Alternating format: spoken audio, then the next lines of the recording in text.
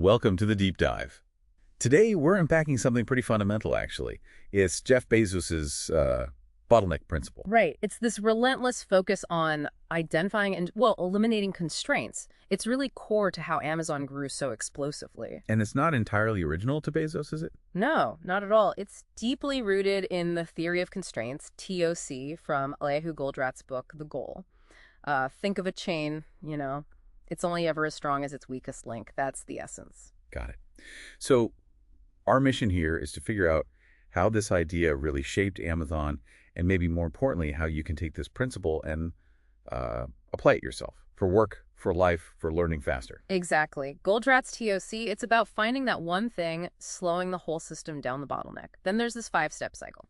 Identify it, exploit it, get the most out of it as is, subordinate everything else to it, elevate it if needed, and then, crucially, repeat. Don't stop. Right. Don't stop, because the bottleneck moves. Always. The goal is maximizing throughput, which is basically the speed you generate value. Okay, here's where it gets really interesting for me. Amazon didn't just, read the book.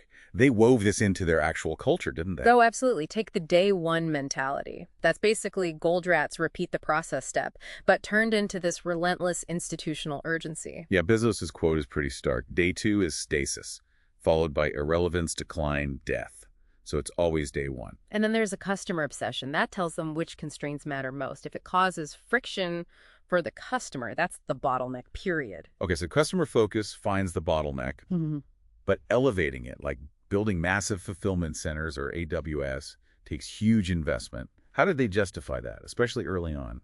That connects to Bezos's long-term thinking and something called the regret minimization framework. Oh, right. Basically, he projected himself to age 80 and asked what he'd regret not doing. Usually it was an action. So the biggest risk was the opportunity cost of not fixing a major bottleneck, even if it cost a lot up front. That makes sense. It flips the risk calculation.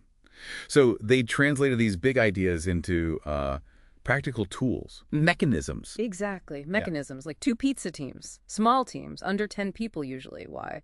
To cut down communication overhead, which is a classic bottleneck, and push decisions down. Faster decisions, less bureaucracy, and the famous 6-pager memos instead of PowerPoint. Yeah, that forces clear, deep thinking. You have to build a real argument with data. It's about finding the truth of the situation, not who gives the slickest presentation. That combats, fuzzy thinking bottlenecks. Okay. And one more. The one-way versus two-way doors. It's about decision speed. If a decision is easily reversible, like a two-way door, just make it quickly, learn and adapt. Don't get bogged down. Right. But if it's a one-way door, something hard or impossible to reverse, you analyze that slowly, deliberately. Wow. And this whole approach, this internal focus on bottlenecks, it actually led to AWS, didn't it? It did. AWS started as an internal solution. Setting up infrastructure was slow and expensive, a huge bottleneck for Amazon's own teams. They solved it for themselves, then realized everyone else had the same problem. So they turned their solution into a global business, essentially removing that bottleneck for countless other companies. Precisely.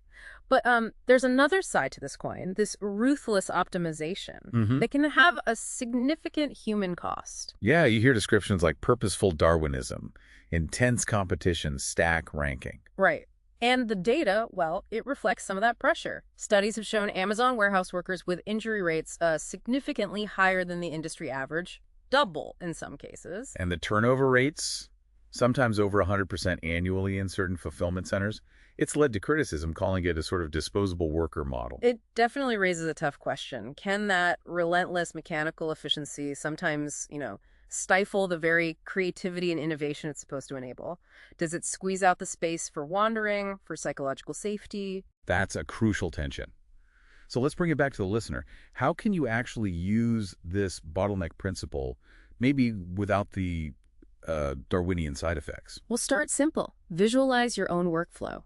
Where do things pile up? What causes the most frustration? That's probably a bottleneck. Okay, find the pileup. Then use the 5 whys. Just keep asking why about the problem. Why is this late? Because X. Why did X happen? Because Y.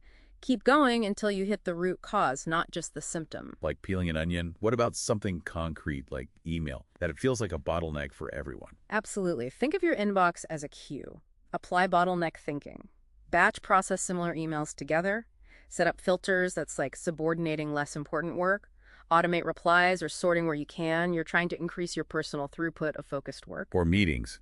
Constrain the time, constrain the attendees, demand a clear purpose, or even a pre-read memo like the six-pager idea for big decisions. Exactly. Force clarity before you consume everyone's time. So the principle itself is powerful. Immensely powerful. The real skill, the mastery, is knowing when to apply that hard mechanical logic mostly to systems and processes, but always tempering it with a humanistic approach when you're dealing with people.